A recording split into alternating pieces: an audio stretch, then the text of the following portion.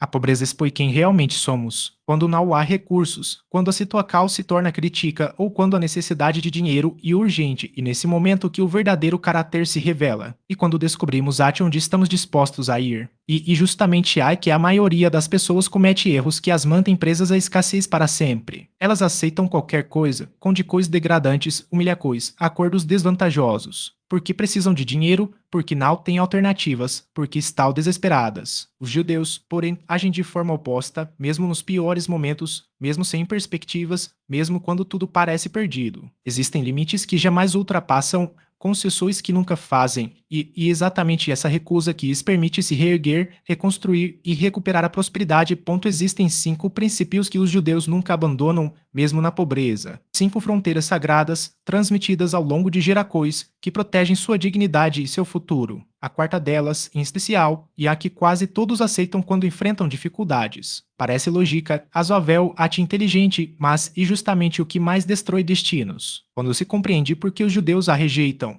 ela nunca mais será aceita.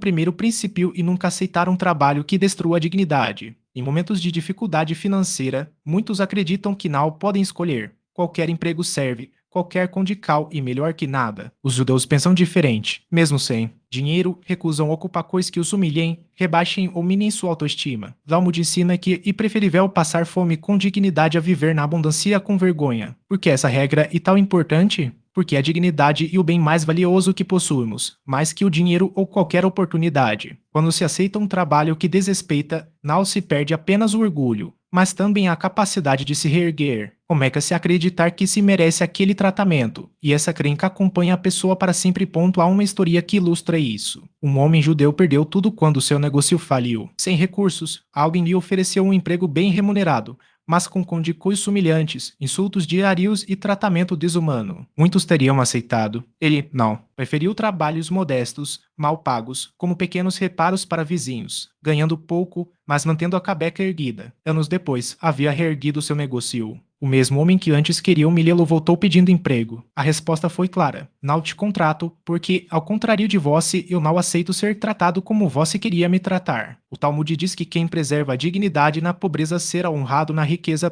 Quando as dificuldades chegam, muitos aceitam qualquer coisa, se submetem a qualquer situação, sacrificam sua dignidade por alguns trocados. E depois se perguntam por que não conseguem progredir, porque as oportunidades não aparecem. A resposta está no que demonstraram ao mundo, e a si mesmos, que não valem muito, que aceitam ser maltratados, que sua dignidade tem preco. Os judeus nunca fazem esse acordo, nem mesmo quando a família está em risco. A partir de hoje, estabelecem um limite. Existem tratamentos que não serão mais aceitos, independentemente da situação financeira. A dignidade não é negociável.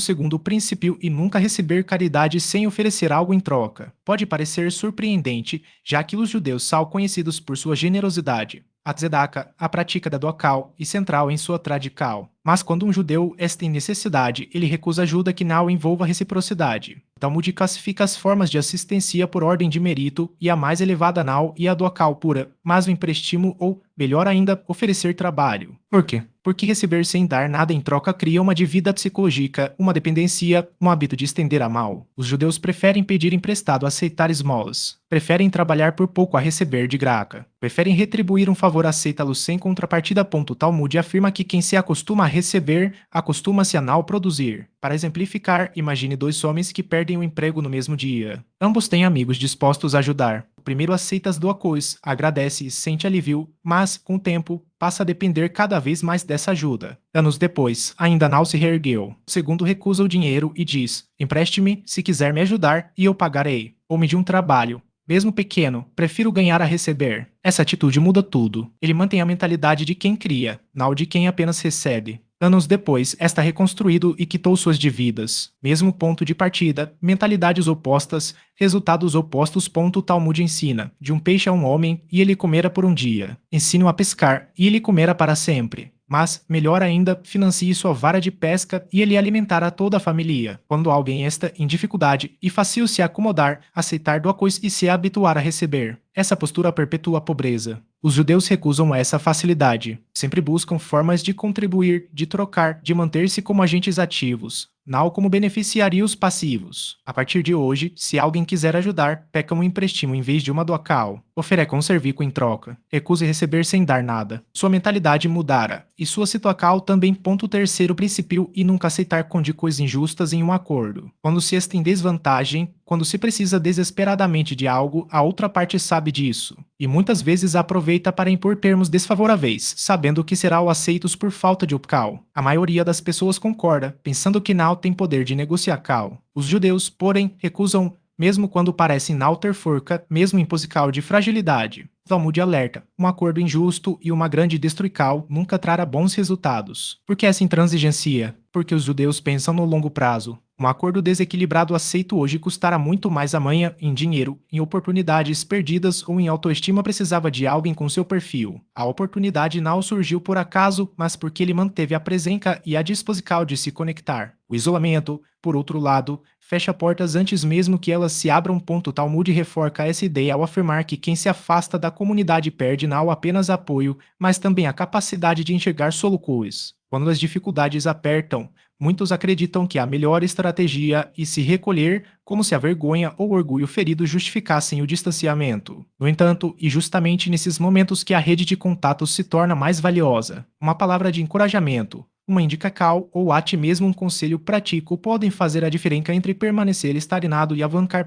Além disso, a comunidade oferece algo que o isolamento não consegue: acesso a cal de pertencimento. Quando alguém enfrenta a adversidade sozinho, a tendência é amplificar os problemas como se fossem únicos ou insuperáveis. Ao compartilhar experiências, percebe-se que outros já passaram por situações semelhantes e encontraram caminhos. Isso não elimina as dificuldades, mas as torna mais administráveis. Outro ponto relevante é que a participação ativa em grupos ou redes de apoio cria um ciclo virtuoso. Quem se mantém presente não apenas recebe ajuda, mas também se torna uma referência para outros. Essa reciprocidade fortalece laços e aumenta as chances de que no futuro novas oportunidades surjam. Afinal, as pessoas tendem a lembrar e a recomendar quem demonstrou comprometimento e resiliência. Por fim, há uma dimensão prática nessa postura. Em momentos de crise, muitas soluções dependem de informações ou recursos que circulam em ambientes coletivos. Quem se isola perde acesso a essas dinâmicas. Já quem permanece conectado, mesmo sem resultados imediatos, mantém-se no radar de possibilidades. A história do segundo homem ilustra isso.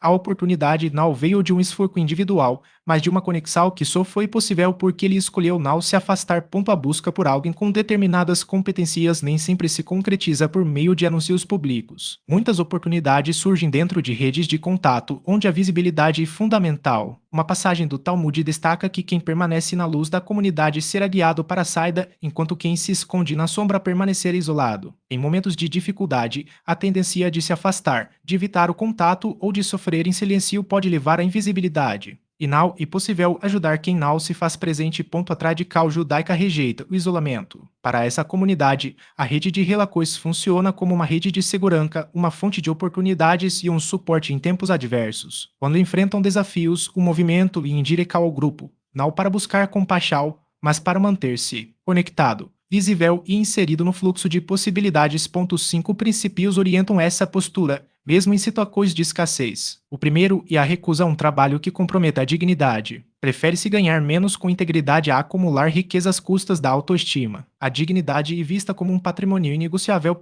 Segundo princípio e a radical a caridade que gera dependência. A preferência e por trocas, emprestimos o trabalho, evitando relações assimétricas que enfraquecam a autonomia. Terceiro ponto e a não aceitação de condições injustas em acordos. Mesmo em posição de vulnerabilidade, negocia-se ou recusa-se o que não é equilibrado, pois o mau acordo hoje pode se transformar em um fardo duradouro.